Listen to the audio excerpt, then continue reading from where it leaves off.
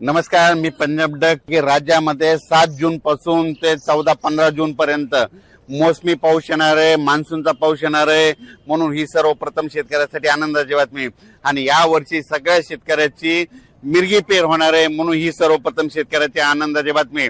आणि तुम्हाला एक सांगू इच्छितो की काल देखील प्रसार माध्यमातून म्हणतात यावर्षी दुष्काळ पडणार आहे. सर्व शेतकऱ्याला सांगू इच्छितो दुष्काळ वगैरे काय पडणार नाही, सरासरी इतका पाऊस पडणार आहे.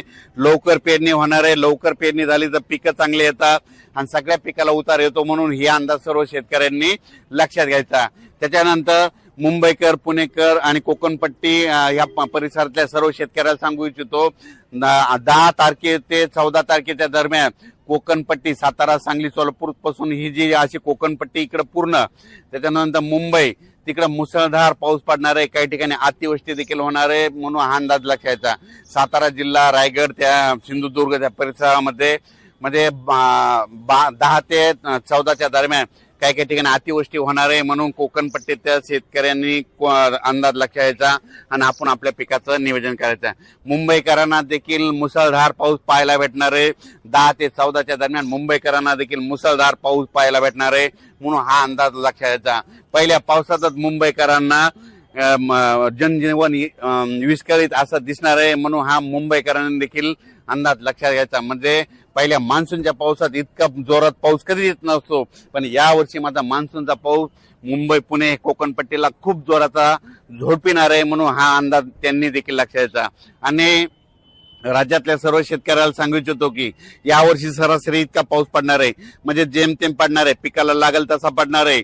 म्हणून शेतकऱ्यांनी यावर्षीचं साल खूप चांगलं आहे आणि लवकर पेरणी होणार आहे, म्हणून हे अंदाज लक्षात घ्यायचा. 6 तारखेपर्यंत तुम्ही शेतीचे कामे करून घ्या, कारण की 7 जून पासून ते 14-15 जून पर्यंत राज्यामध्ये मान्सूनचा पाऊस येणार आहे, सगळीकडे बरसणार आहे आणि सगळ्यांच्या पेरण्या लागणार आहेत, म्हणून हा अंदाज लक्षात घ्यायचा.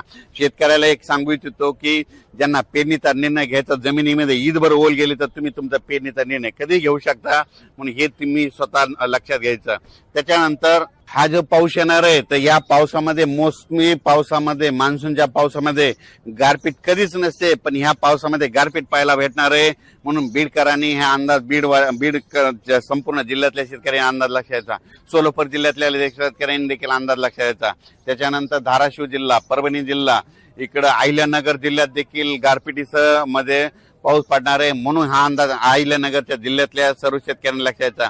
गारपीट सगळीकडे होत नसते, फक्त वेगवेगळ्या ठिकाणी होते, म्हणून हे देखील लक्षात घ्यायचं. सातारा, सांगली देखील, कोल्हापूर देखील खूप जोराचा पाऊस पडणार आहे, मुसळधार पडणार आहे, म्हणून कोल्हापूरच्या शेतकऱ्यांनी अंदाज. पुणे भागात देखील खूप जोराचा पाऊस पडणार आहे, पण पुणे पश्चिमात मुसळधार काही ठिकाणी अतिवृष्टी होणार आहे, म्हणून हे देखील पुणेकरांनी लक्षात घ्यायचं. त्याच्यानंतर नाशिक जिल्ह्यात देखील चांगला पाऊस पडणार आहे, म्हणून नाशिकच्या शेतकऱ्यांनी अंदाज लक्षात घ्यायचा.